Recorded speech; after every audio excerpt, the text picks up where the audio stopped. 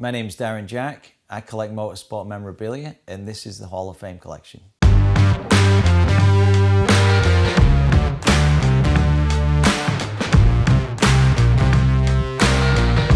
From an early age, I started collecting autographs, stickers. I'd go up to the riders and the drivers and ask them for a picture, things like that. And from there, it kind of evolved, really. And today, I'm owner of one of the world's biggest collections of motorsport memorabilia.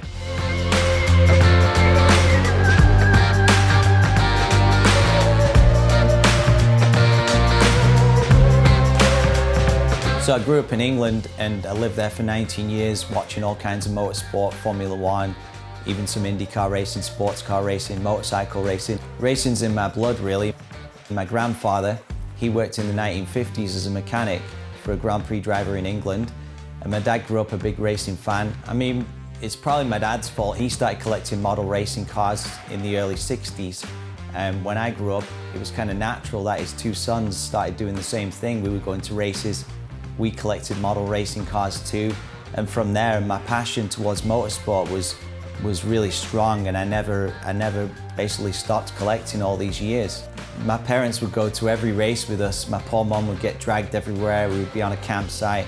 Me, my dad and my brother really into it, and my mom, really, she was a big part of it too, you know, supporting us in our passion for the sport.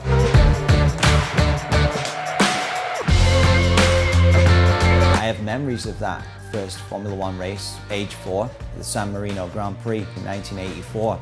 We were there on vacation with my family. I spotted a giant Ferrari flag on the floor, and 2 hours later, the flag was still sitting there. And sure enough, that was one of my early pieces of memorabilia. I still have it today, by no surprise, of course. When I moved to Canada, I was 19 years old, and then I really got into the IndyCar racing because it was more of a natural series that I could go follow a lot. I was still a fan at that point, getting things signed and being just being at the races. But then a few of them started to recognize me, and I became close friends with a couple of them. And from there, I was fortunate to build more relationships with more of the drivers. And that really was the backbone to starting my business. Sitting here with Paul Tracy at the Mid-Ohio Sports Car Course. First time you're seeing it since, I think, 1987, I believe. So, does it still fit? No, I'm not even gonna try it on. I don't think it'll fit. There's something unique about a driver's helmet. It's really their own creation, their own design. So they stand out differently from their teammate who drives an identical car. I was always drawn to the driver's helmets, and I thought, wow, these are amazing. And I didn't really at that point even dream of owning one day. I didn't know if that was even possible, you know. But today I own probably close to 300 of the driver's worn helmets. And to me, it's every day, it's a real pleasure to be able to look at them and to appreciate their own history. Over here we have the IndyCar Champions collection. We even have items as early as 1933 with Louis Meyer, who was actually the 1933 Indy 500 winner in that very helmet. It continues on to 1949 when Bill Holland won the Indy 500 wearing that exact helmet. And then you've got Jimmy Bryan, first attended the Indianapolis 500 in 2003. From there, I decided that I had a big passion for this Indianapolis 500. It had a lot of great history, and I wanted to collect more items from Indianapolis 500 winners. When I started collecting memorabilia, I didn't have the funds to buy one of the driver's helmets. I actually started out with driver's helmet visors. I used to take a lot of pictures at the races, and back then, before right-click and print and Google search, the drivers weren't able to see images of themselves in the car. So I used to print an extra copy for them, give it to them, and from there they would basically say, can I give anything to you? I came up with the idea that, hey, maybe one of your old racing visors I could have. One of the drivers throws me a pair of his boots. And from there it kind of evolved into eventually being able to afford to stepping up to buying my first helmet. There was a particular helmet that really changed that for me. I got a helmet of a driver named Mark Donohue. He was the 1972 Indy 500 winner. And from there, I documented the history of this helmet and really found that I was enjoying researching it, authenticating it. And at that point, I decided I want to hold on to that piece and really started to collect items from Indianapolis 500 winners. Today, I have an item from every Indianapolis 500 winner from 1956 to 2019. and I'm constantly on the look for items of drivers that I don't have. My Indy 500 collection actually dates back to Louis Strang. He sat on the pole for the first Indianapolis 500 in 1911, and I have that driving suit.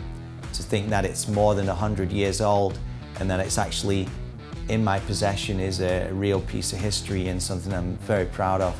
The Unser family, very famous. Between the three of them, we've got Al Unser, his brother Bobby Unser, and Al Unser's son, which is Al Unser Jr. The three of them represent 9 Indianapolis 500 victories between them. It's really a historic family and one of the most famous names in American racing. Pretty much anything with wheels and an engine I enjoyed. So as I became a fan of the sport, I kind of paid attention to a lot of the riders and the drivers, the gear that they would wear, and in some ways I suppose became a bit of an expert on the subject. Being able to document these items easily and being able to tell what was different about them, what was real, what wasn't real as far as authenticity goes. When it came to collecting, that was a big help for me, because when you're buying this stuff, it's actually a difficult task unless you've actually got a good eye for it or an experience. Collecting these items was also very expensive for me, so I had to find ways to be creative. I wasn't able to buy every single piece all the time, so I had to find ways to trade them with other collectors, and that's kind of how the business evolved. I became friends with another collector in the USA, and one day he called me up and said, "Darren, I want to sell my collection." And it was kind of the perfect moment for me to transition into going into the business full time. He had a fantastic collection, and I said, you know, between the two of us, we really have the Hall of Fame collection, and that's how my brand started. I represented his collection in combination of my collection. That's how I came up with the brand Hall of Fame collection, and it's kind of stuck ever since. And today, you know, I feel very fortunate I get to work in full time in something that I actually love. Over here we have my Dan Weldon collection. Dan was definitely my favorite IndyCar driver of all time. His helmets are quite unique because they always had a different design for each race. He had 16 victories in total, and we have in the collection 8 of his winning helmets out of the 16. Up here we have the side pod from Dan Weldon's Indy 500 winning car from 2011, and it was hand signed by Dan. Dan Weldon famously passed J.R. Hildebrand to win the 100th running of the Indy 500. It's interesting finding the balance between being a racing fan and actually being a business professional now too, because I have a lot of great relationships with these drivers, but I'm still a fan of the sport, you know, so I try and just be me, and I don't try and hide anything. I just enjoy being a motorsport fan and being around it, and I think some of the drivers appreciate that I have the passion for the sport and that I can use that on the business side as well to help them. Generally, I have a tough decision to make a lot of the time. What's going to stay in the collection and what's going to actually go out there on my website. When I'm dealing with the drivers direct, I'm always looking for that piece that's going to come into my collection first, and then I'm looking for pieces for other people's collection as well. It's not something that I need to hold on to for my collection. It's something that I'm proud to be able to pass on, and being involved in just holding it for a day is sometimes a huge honor for me. So you've got a complete collection of the 50s, 60s, 70s, 80s, 90s through to the modern helmets of today. More recent champions like Dan Weldon, Dario Franchitti, and Scott Dixon, all the way to today's legends such as Alexander Rossi, who won the 2016 Indy 500, and Will Power. One of the reasons I wanted to do this video is because I'm very proud of this collection being in my home, and it's been a big part of my life. I've always been around it, so I'm really proud to be able to invite people in to come and see this with me for the first time. I was fortunate to be able to build this room, and it started out with my model racing cars and then my helmets, and I kind of planned the space really to be able to put everything up to show it. Whenever I do anything, I've always kind of done it to its maximum ability, and I think in this collecting, I've really exploded into a giant collection, and it's really outgrown my home at this point. But now it's really the right time for me to move it, and I found the perfect partner in the Paddock Motor Club in Burlington, Ontario. I'm gonna be very proud to actually have all of my items there on permanent exhibit for the members of the club and also for the general public to come and see.